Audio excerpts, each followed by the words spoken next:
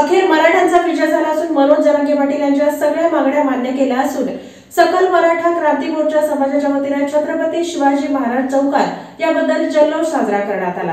मराठा समाजाला आरक्षण मिळावं यासाठी आंदोलन सुरू आहे। आरक्षण संघर्ष योद्धा मनोज जरांगे पाटील यांनी आंदोलनाची धार आणि मशाल कायमच तेवत ठेवली आणि यामुळे अखेर सरकारला झुकावंच लागलं। सरकारनं काही मागण्या मान्य केल्यात। या मागण्या मान्य होतात संपूर्ण राज्यात मराठा आंदोलकांनी एकच जल्लोष केला। सोलापुरात सुद्धा छत्रपती शिवाजी महाराज चौकात गुलाल उधळून एकमेकांना पेढे आणि लाडू भरवत हा आनंदोत्सव साजरा करण्यात आलाय।